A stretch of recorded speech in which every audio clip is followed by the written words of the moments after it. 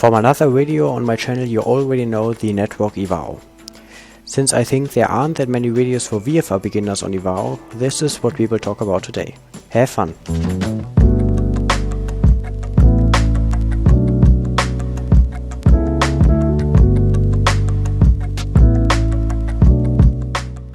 So in this video we will explain all the basic knowledge you should have before flying on IVAO. First of all, IVAO was founded in 1989 and since runs a free network. It's beginner friendly, however IVAO still is very professional. When connected to the network, other pilots can be seen, however the communication with air traffic controllers, also referred as to ATC, really makes the experience realistic. Also from my side, welcome to this video. In aviation there are 4 different flight rules. Most important are IFR and VFR. Besides them, there are also Yankee and Zulu, which won't be explained in this video. Whilst IFR is mostly used in commercial aviation and is generally not dependent on weather, we will only cover the topic of VFR in this video. When using this flight rule, you are generally flying on site and navigate with landmarks. Also, VFR is always learned first by any flight student. Due to the lack of videos for VFR beginners, we will take a closer look on this topic here. Sadly, you cannot take off immediately. Before you can connect to the network the first time, you should be familiar with the functioning of your aircraft. For starters, we suggest a Cessna 172.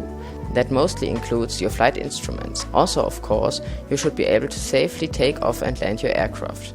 Terms like feet, knots and hectopascal won't be explained here either, so you should be familiar with these too. This series will only explain everything basic for your first few online flights. IVAO sadly cannot copy the reality in every aspect. This for example includes the Webeye. For a beginner this can be looking quite confusing, so we will explain it roughly for you. Besides all active pilots, every colored area represents an ATC position. On the basis of the color you can even tell what kind of ATC position is online. A red circle for example represents a tower, the yellow, slightly smaller one a ground or an apron, and a big grey area is a center. Since on IVAO there often is not every position online, the next higher active position assumes all lower ones that are not controlled. The lowest and smallest position is the delivery, whom you can ignore as a VFR pilot. Next up comes the apron and ground, which both are responsible for the ground movements on the airport. The next higher position is the tower. This one is the most important for you as a VFR pilot because it controls the traffic pattern, takeoff and landing. Next higher is the approach and the center, which both are not really important for you as a beginner. When an area on the Webeye is not colored in any way, it means that there is no ATC online. In this case you need to tune the frequency 122.8, better known as Unicom. Unicom is a pure text frequency on IVAO. On this frequency you coordinate your actions with other pilots who are also not controlled by ATC. In the top right corner is a time and the letters UTC. In case you don't know what UTC means, here's a quick summary. UTC or Zulu time is a coordinated world time. It is independent from where you are located on the Earth. The UTC time always remains the same.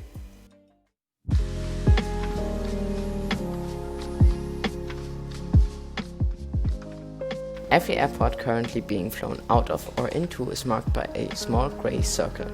When hovering above it with your cursor or clicking on it, you will see a 4-letter code. This is the ICAO-Code. Every ICAO-Code is individual. Some known airport codes are KJFK for New York John F. Kennedy, KSFO for San Francisco, or EGLL for London Heathrow.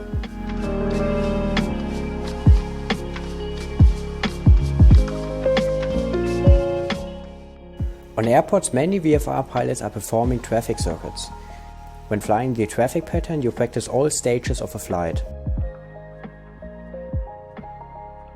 To successfully fly a traffic pattern, you should know that after the upwind, you fly into the crosswind.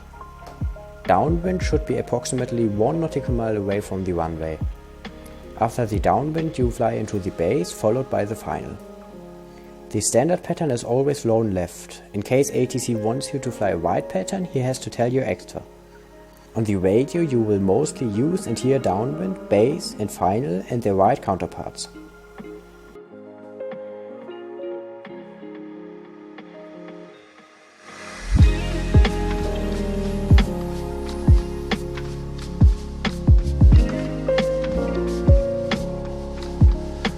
For some of you, it could be helpful to quickly talk about taxiing on the airport. This is a runway hold marking. It consists of 2 dashed lines and 2 drawn through lines. As you can see, the marking can be ignored when coming from the runway, but taxiing towards it, you need to stop and only continue taxiing when ATC clearance is received. The other signs you will mostly see next to the taxiway are called taxiway signs. The yellow letter on the black background indicates on what taxiway you are currently on. The black letter on the yellow background is a direction sign and it basically tells you which taxiway is adjacent to yours and its name. When taxiing onto the runway, you'll see 2 big numbers on it. This is the runway name, which simultaneously tells the direction of the runway. So runway 26 approximately points to 260 degrees. Additionally, you can sometimes find the letter L, R or C beneath it. In this case, L stands for left, R for right and C for center. These letters are found at airports with 2 or more paralleling runways.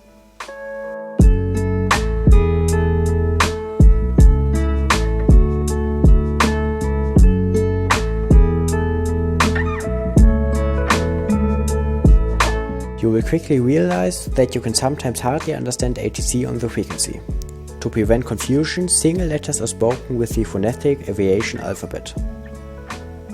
You really should memorize this because it is an important part for the phraseology. Let me read out the letters for you. Alpha, Bravo, Charlie, Delta, Echo, Foxtrot, Golf, Hotel, India, Juliet, Kilo, Lima, Mike, November, Oscar, Papa, Quebec, Romeo, Sierra, Tango, Uniform, Victor, Whiskey, X-Ray, Yankee, Zulu. In addition to that, the numbers 9 and 3 are pronounced niner and 3 on the radio. 2 and 3 digit numbers are spelled out number by number. For example, 12 instead of 12 and 156 instead of 156. 1000 can be also used to simplify communication.